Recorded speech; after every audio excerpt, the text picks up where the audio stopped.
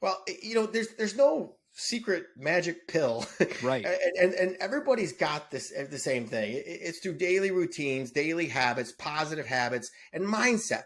And it starts with your mind, goes to your body, and then is an inside out job. There's nothing I'm going to say that you don't say every day, that Tony Robbins doesn't say, that Ed Milet, that Craig Siegel.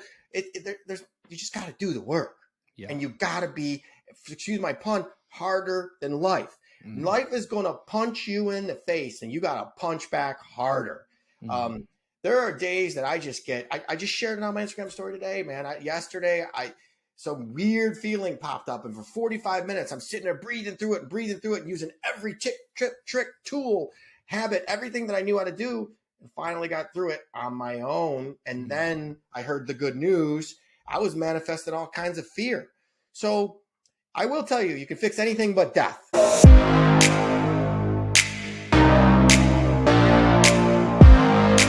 Kelly, you're a dad, entrepreneur. You're the CEO at National Technology Management. You're also an author and so much more, man. Thank you for taking time, dude. I appreciate it. And it's an absolute pleasure, Eric. It's an honor to be on your show. Man, I'm so pumped for this conversation. In our previous conversation, you shared a little bit about your childhood. And I'd like to start the show off by going back a bit. Like, where did you grow up? What was childhood like for you? Well, jump right into it, right? So it's funny. Sure. I'm launching my own podcast right now, and I'm literally stuck on talking about that very thing, because all too often you tell people about our upbringing, because I know you, I know we're similar upbringings.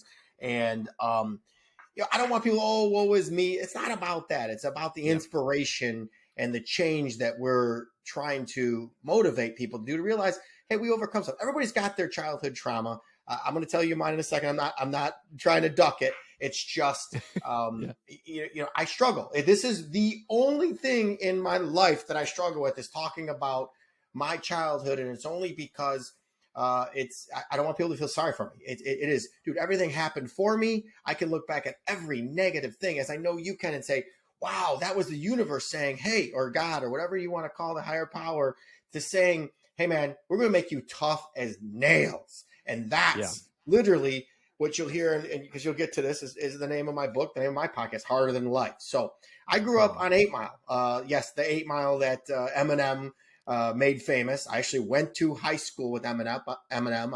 I grew up 2 streets away from his baby mama, if you will, my entire life. So what you saw in the movie 8 Mile is how we grew up. It was insane. I mean, you can't make up some of the trauma that we were put through, and it was just normal, and it's still normal.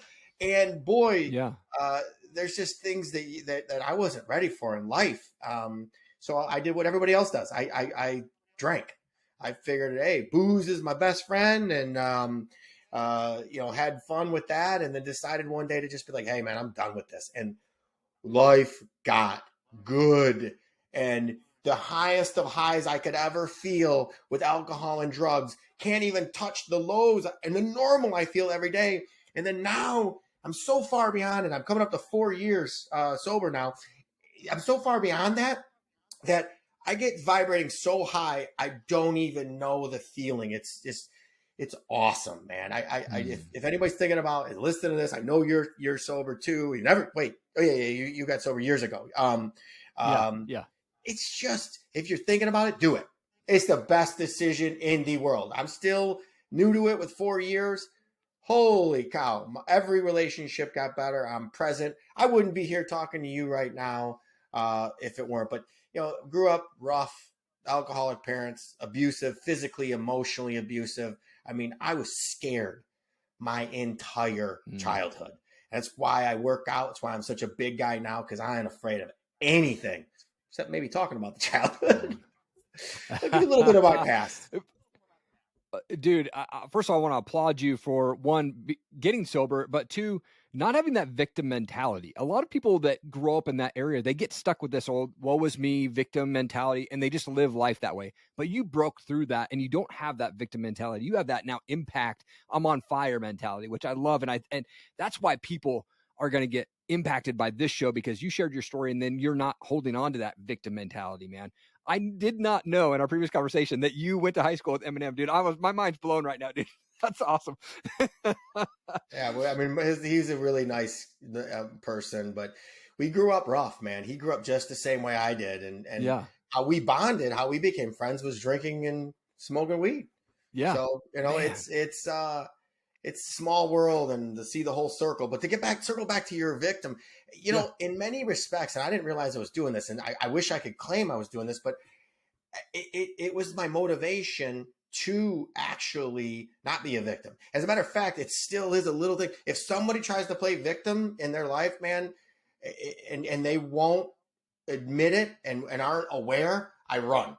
But Yeah. if someone tries to play victim, the first thing I'm going to call them out on, man, don't be my friend and expect me to sit back and go, oh, it's going to be okay. No, no, no, Yeah. no, no. Victims, victors, man. You sit in your uncomfortableness and work through your issues. And you always say this, and the time it took to take a drink or take a smoke, and by the time it actually hits you and you start feeling better, if you just sat in that emotion, by the time that emotion passes, is the same time if you're of you to get high from drinking or drugs.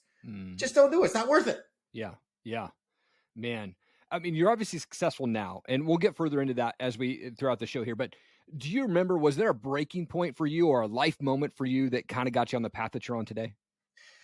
Well, I was 12 years old and I lied and said I was 13 to get a paper route, literally, because my parents were alcoholics, out drinking every single day. There's no food in the house. Yeah. So if I wanted to eat, I had to figure it out for myself. So if I had to go all the way back, I went to 12 so I could just have pocket change to go and buy a bag of chips to feed myself, man. It sucked. That's no joke. When no food in our house at all.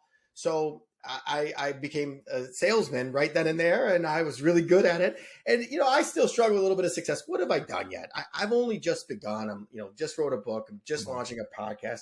This is what it's about: giving back to everybody who maybe doesn't have that grit, who isn't harder than life. Shameless plug. I apologize. Yeah, But no, that's awesome.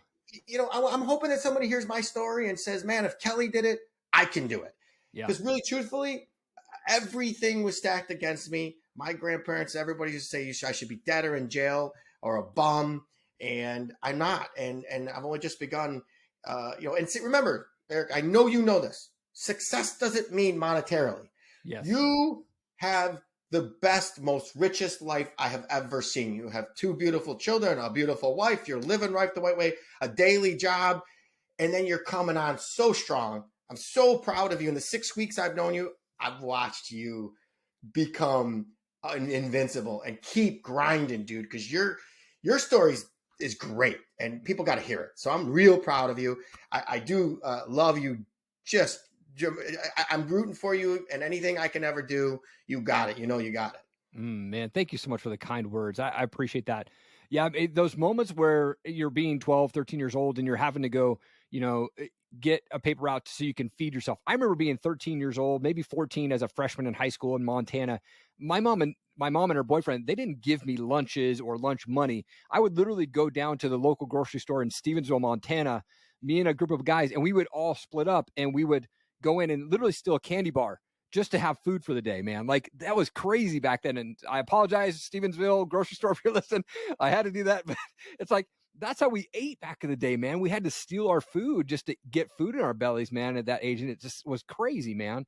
I wish I didn't know exactly what you were talking about. And I remember getting, the police getting called because I got caught a couple times. And what are they going to do? They knew what we were up to. Sure. I had to steal to eat.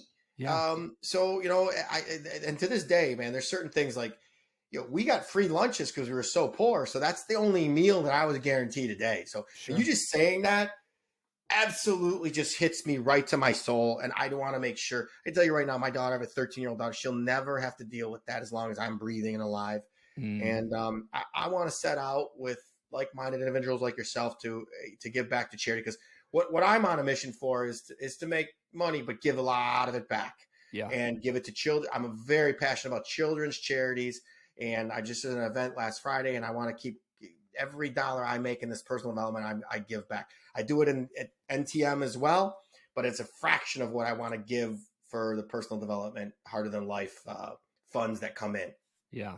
I mean, you talked about your daughter and you not allowing her to live that same sort of life that you had, not have those struggles there. What does legacy mean for you? Ooh. Legacy obviously means breaking the chains of poverty, Yeah. addiction, violence, love. Literally, Eric, I raised my daughter the exact opposite of the way I was raised. Mm. And we tend to continue, the way we were raised is I watch her mother, and this is not a dig on her mother. We're friends. We co-parent well, but I watch her mother do a lot of the same things that happened in her childhood for her childhood trauma. And I just want to hug her. So a lot of times when I don't know what to do, I do the exact opposite of what my subconscious is telling me to do. And it seems to be working. My daughter and my relationship is phenomenal. We do everything together. You look at my Instagram, she's all over it. She's my why. There is no ifs, ands, or buts about it. So legacy is making sure that she lives a better life and does not have to deal with the things that I had to deal with, and then making it better, as I said, for these children and these charities that we donate to on a regular basis. Leaving a mark, man, leaving a dent, and making the world a little bit better place. I love that. So powerful there, man. Now, your book, it's called Harder Than Life, Overcoming Poverty, Addiction, and Violence. Obviously, you're going to be sharing your story there, but what's the journey that you're taking readers through? How can folks start that process to overcome those things? Well, there's no secret magic pill, Right? and everybody's got the same thing. It's through daily routines, daily habits, positive habits, and mindset. And it starts with your mind, goes to your body, and then is an inside out job. There's nothing I'm going to say that you don't say every day, that Tony Robbins doesn't say, that Ed Milet, that Craig Siegel. You just got to do the work, and you got to be, excuse my pun, harder than life. Life is going to punch you in the face, and you got to punch back harder.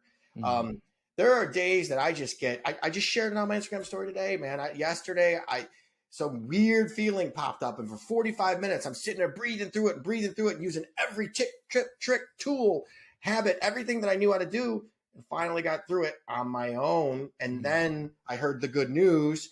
I was manifesting all kinds of fear.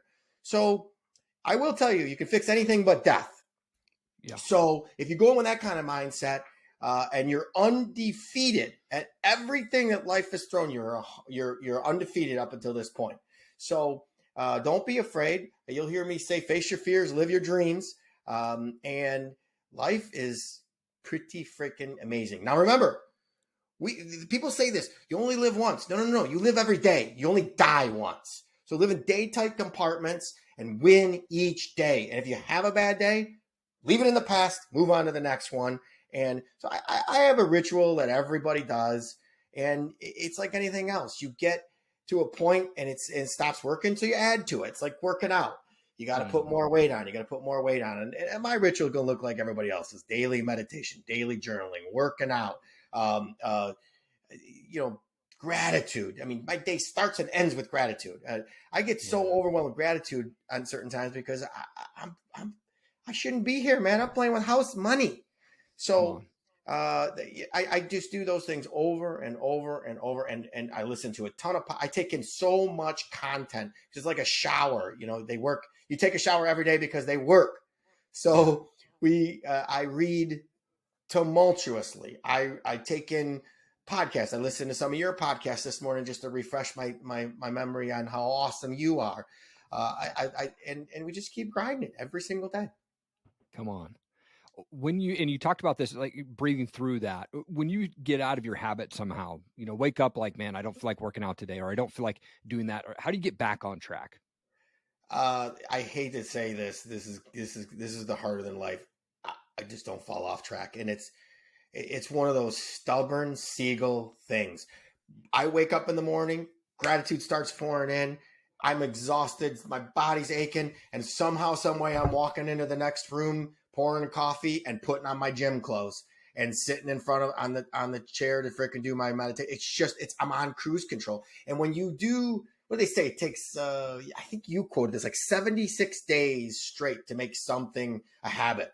I've been doing this for 4 straight years. If I don't do one of these things, I freak out. It gets weird. So, and I tell you, I'm a 7-day a week, 300 and probably 50 days a year working out. I just, Come on. if I don't, you know it, I get grumpy. So I just don't fall off. I'm harder than life, and I keep going. And even on the days that I don't, and that's what separates it. And I hate to steal Ed Milet stuff, but it's the days that you don't feel good that you do it that makes you feel amazing.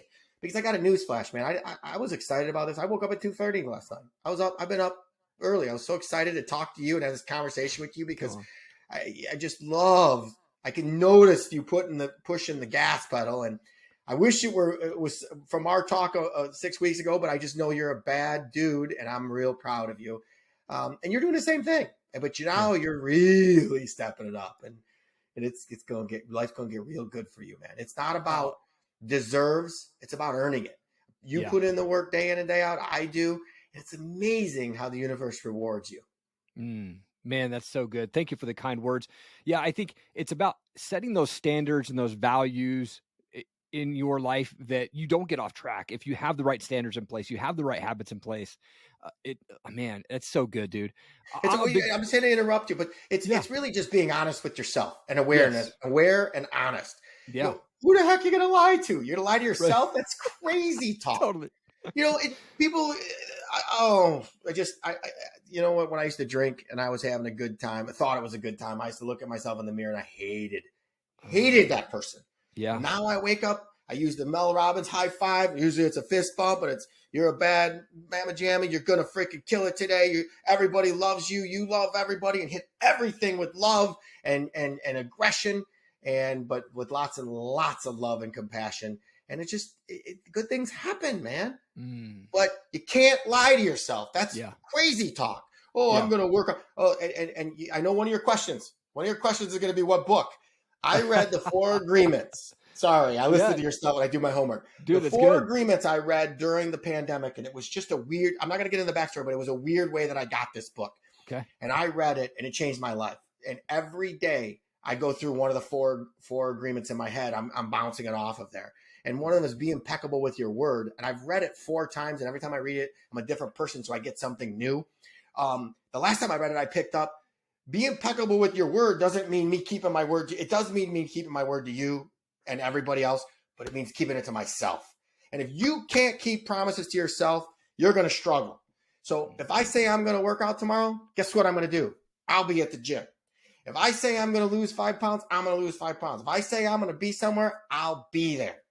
But that's my promise to myself. And I'm my harshest critic. You could never, ever make me feel worse than I am, or harder on me than I am on myself. Man, dude, that's so good. Like, I love that. It's like you do, man. You have to be committed to your own word, man, when you say that. And it's so good, dude. Hold yourself accountable. Man, that's so good. You and I were both into this, personal development thing. We're reading books, we're releasing a podcast, we're watching videos, things like that. What is that one thing for you? Or maybe there's more than one, but maybe there's one thing you can share that really made the biggest impact on you that you learned in this personal development journey? Well, life tested me. So I quit drinking and drugs and everything, and about 14 months into it, and this is a personal development thing that you can vouch for that this happens. Life throws you a test. Is this really what you want, Siegel? And it threw 5 things at me at the same time. The pandemic, my biggest customer left our company. My ex-wife and my ex-girlfriend teamed up to take away my why, which was my daughter. And it was like 3 to 5 things. And I looked over at my scotch, because I still keep full bars because I entertain. And I'm like, ooh, I can take a drink and everything will be better. But I knew it would make things worse. Mm-hmm. So what made me really do it was that. And everything in me, I'm a stubborn son of a gun, and I learned things the hard way. It's so stupid for me. I don't know why. You've got to put my back against the wall for me to get it through my thick head. And then look out. Don't stand on the tracks when the train's coming through, because I then just picked off one thing at a time and said, oh, okay, universe, you're not kidding. I really got to jump it up. And I picked up a book. I picked up some podcasts. And all during the pandemic, while everybody was sitting around drinking and getting drunk, I took in more information, did more meditation. I built a home gym. I built this harder than life person that you see in front of you that's just getting started. And as I'm on more of these podcasts and talking about this more, I get more and more comfortable of sharing and telling people. And my goal is to inspire somebody. Nobody is me. Erik, we do a lot of the same things, but we do them differently. Yeah. It goes through your filter and your subconscious, and it means different things. Yeah, we grew up similar life, but we hit it different ways. And you're winning your way, and I'm winning my way. Is there one that's right and one that's wrong? No. I want to inspire people to realize it's possible and then steal some of the things that I do. I'm obviously big into weightlifting. That was because my stepfather was a big son of a gun and used to beat the crap out of me. And I'm like, nobody's going to freaking beat the crap out of me ever again. So I used the weights. It stuck with me. Happens to be, I learned that by being dedicated to the gym every single day, that's half the battle. So what tested me was just, and I'll take a step further back before that. The reason why I quit drinking, because I kept arguing with what then was, I thought, the love of my life. I was and it was nothing more than a toxic relationship. And I was like, every time we get into an argument, there's alcohol involved. So I'm just going to stop. I wish there was a story. I didn't go to rehab. I didn't go to AA. I just said, I'm done. And I set my drink down. I was in Key West, Florida at an amazing bar with some amazing people, and cheers New Year's, set it down, 1/1/19, done. Never looked back. And don't even think about it. I'm out at bars and restaurants and there's alcohol all around. Oh, no way. Not a chance. So the universe tested me. I passed. And here I am today spreading my word. And this whole thing, when I tell you the universe is transpiring to make me happy, I didn't set out to do this. Since I quit drinking, since I did this, my company has blown up. And it's just because I'm more present. I'm more compassionate. I'm more genuine and authentic, and I'm not making excuses for my drinking. So all that energy gets to go into my work family. And we implemented this thing called EOS, Entrepreneurial Operating System. And in the process of doing that, you have to come up with core values. My core values happen to be my personal core values. So I wrote a book on it. I'm like, I'll just read a book. And when I wrote it, the publisher goes, you have to do more. This is amazing. And you'll see it. I'll send you a copy. It's done. It just hasn't been released yet. There's all kinds of things. Nothing goes fast, especially in these days. Sure. And I read it several times. It's powerful, man. It's surreal to realize that I was capable of doing that. And I just am excited for people to get it in their hands and realize that I'm available. I'm here to help. This isn't some get rich quick scheme. I make plenty of money from NTM. My work family supports me tremendously because we're doing things the right way. We protect our customers from cyberbully, cybersecurity, and life is fun and good, and we're just having fun, and I'm living my life, man. I'm going to be 47 here in a couple weeks. Come on, and life is half over. Now let's start enjoying it. I wasted half of my life not even present, drinking, and I used to think it was fun. It's not fun, man. Man. Dude, your story is so powerful and it's going to impact so many people. What's your message to the world, man? Well, I don't remember what podcast, but there's a podcast that asked if there's one law you could pass, what would it be? And I would be, to be honest. I believe that everybody needs to be honest, and we can but the truth hurts once, a lie hurts forever. And we were just honest with each other and vulnerable. Vulnerability is cool, man. We sit here and talk about, I got closer to you hearing the story about the frying pan than anything else. And it's such a good story, Erik, you got to tell it. I mean, I've been in the same situation, and you and I trauma bonded right then and there, man. I mean, and then the fact that your family left you, and dude, not betrayal, but what's the word I'm looking for? Rejection. Rejection and leaving you behind. What's the word? Abandonment. Yeah. You and I, and the rejection and the abandonment. Totally. Once you realize that's your protected, your ego protecting you, and it's full of poo, and you can get through that, life is infinite. Yeah. So that happened to make you tougher, man. And I tell Oh you yeah. what, there were so many times that I had an opportunity to fight back and I didn't. And I've never said that out loud. Um, I called my stepfather out. To this day, he's 80 years old. I'd still like to punch him in the face. I really would, but it wouldn't be any good. But I never got the chance to fight back, man. And you did, and I love it, man. You got to tell that story again, but I don't. It's your podcast. You do what you want, but it's powerful, and I love you for that. Oh man, it's awesome. Yeah, dude, it was that moment, man, where, I think it had just built up enough where I had watched him beat up my mom enough times, and I was sitting there brushing my teeth, and I felt God going, dude, you got to turn around and see what's going on, man. I just remember this moment, and it was almost like in slow motion. Right as I walked up behind him, I grabbed that cast iron pan from the cupboard. He didn't know I was there, swung as hard as I could, split the back of his head open, right? And he turned around, he's like mid-sentence, like, what the and as he said that, I took another swing, split the forehead open, right? And craziness. I'd never have imagined myself. That's literally the only physical fight that I've had to be in my life. And I knew in that moment I had to get him off, man. And that moment changed the trajectory of my life for the next 10 years. That really set me on this path of destruction for 10 years, man. That's where we align. You and I align. So let me ask you a question. I know it's supposed to be about me, but I want to hear about you. Yeah. Do you, in your practice, in your daily journey, do you look at that? I think you said you were 13. Yeah. I was 13. Do you look at that 13-year-old boy and say, look at what you're going to become and it's going to be okay? Is that part of your daily practice to say to that 13-year-old, hey, you do it, you did the right thing and I love you and this is how you're going to talk? Do you do that? I probably should do that. I haven't done that, but I look at that 13-year-old boy that I was and go, man, if someone says, would you change anything? And I don't think I would. I think I'm the person today because I had to go through that. Well, let me say it. I didn't have to go through it. I got to go through that. And the reason that made me stronger was because I pushed through the fear that I had. Like my fear was this man. He was big, tall dude. I always wanted to take revenge, right? And I never had that opportunity. And there it was presented. And I was still scared as could be, man, going through that and even swinging the second time. I was like, oh crap, man. It didn't knock him out. Like now what's going to happen? Like,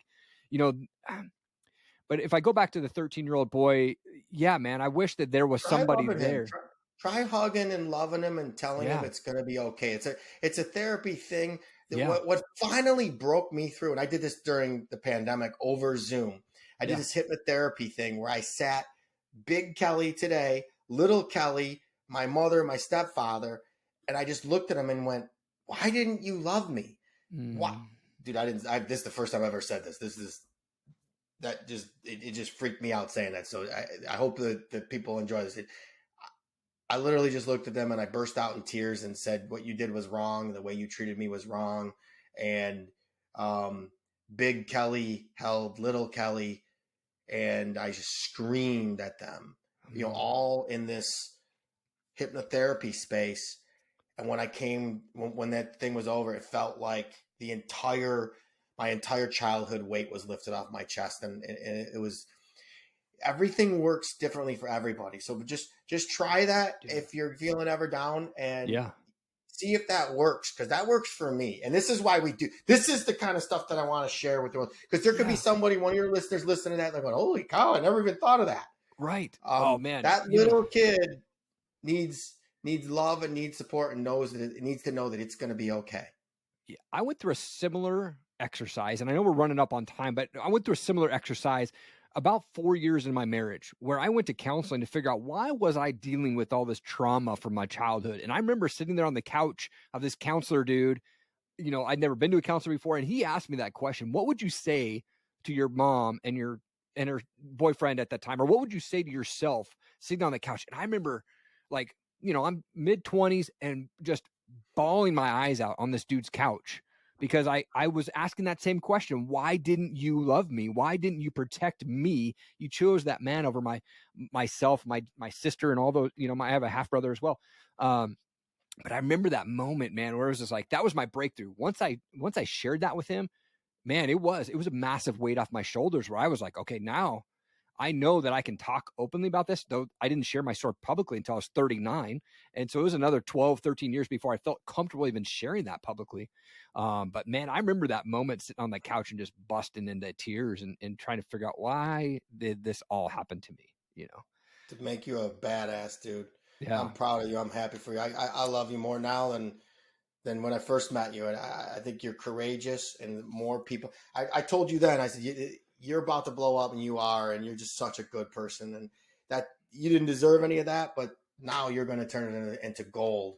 And I tell you, is talking about it is the weirdest thing. It's in my book. I read it. When I reread the manuscript, it took me forever to read it because I'd read and I'd just burst out in tears. Read and burst out in tears. Yeah. And then it was like, what in the hell did I get? What happened? It was, and you read it in the book. It'll be out January, probably by the time that this airs, and it'll blow your mind, man. Some of the things that I went through. I had to call my sister, who's 9 years older than me, and say, "Did this happen?" And she's like, "That's all you remember?" And I'm like, "That's worse." She's like, "Yes, we grew up tough, man, but yeah."